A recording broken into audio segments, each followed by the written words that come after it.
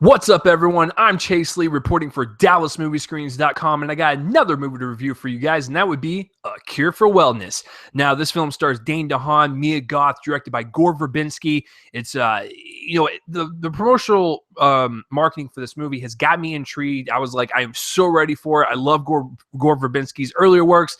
So how is this movie? I thought it was solid for the most part. So let me explain myself. So let's get real and break down A Cure for Wellness. So let's start with the writing and directing.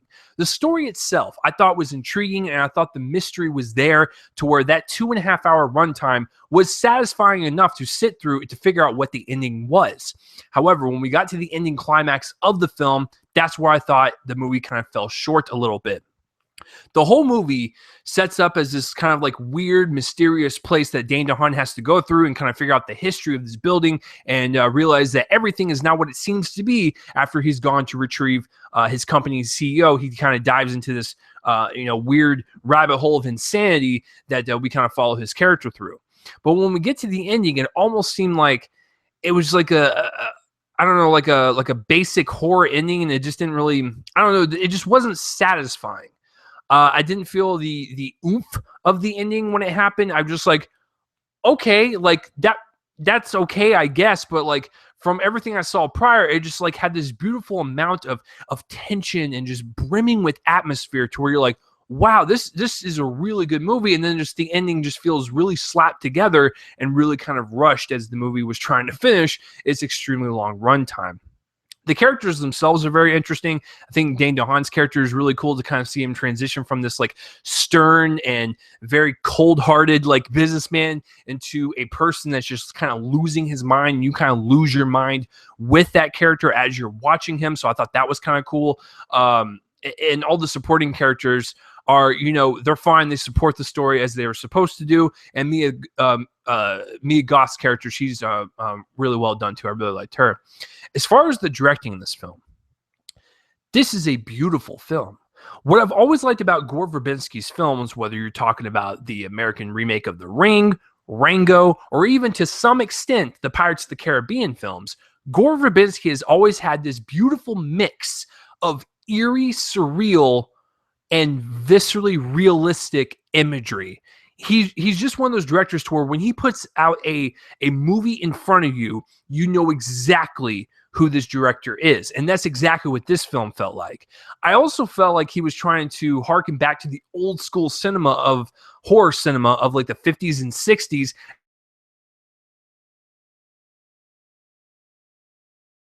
Epic.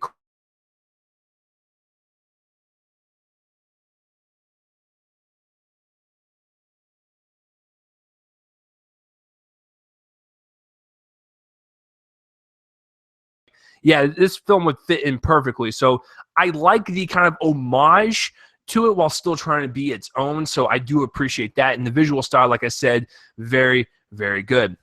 As far as the acting goes, Dane DeHaan, once again, kills it. I have loved this guy ever since I saw him in The Place Beyond the Pines.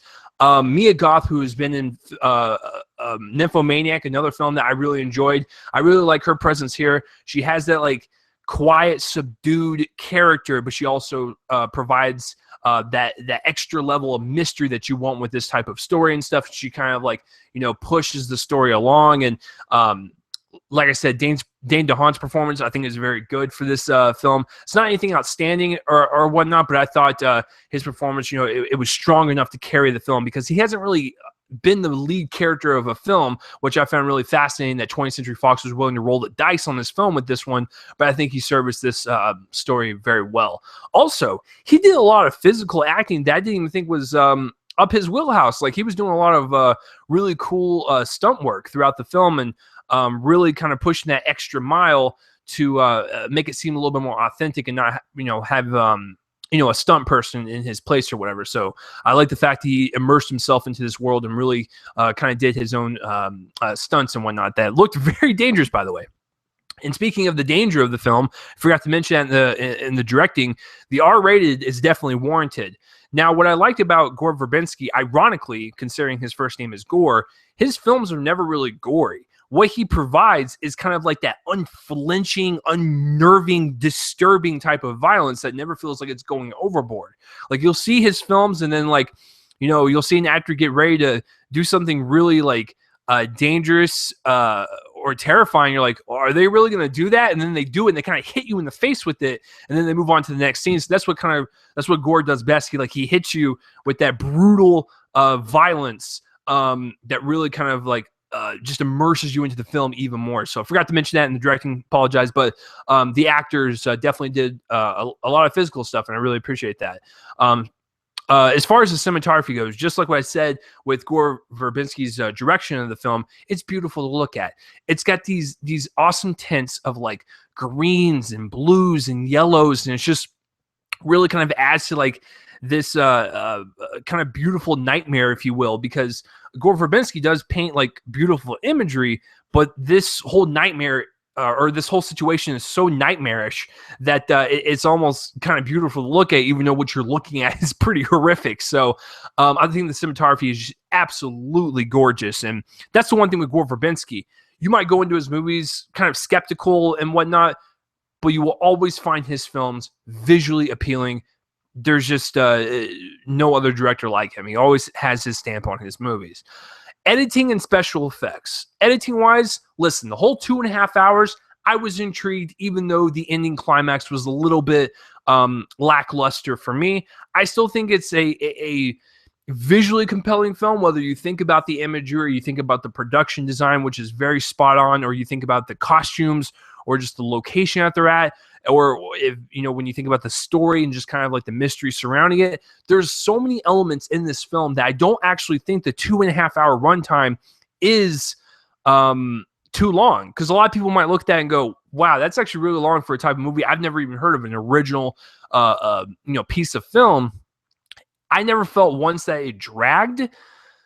But the ending climax, once it happens, it kind of deflates that momentum for me.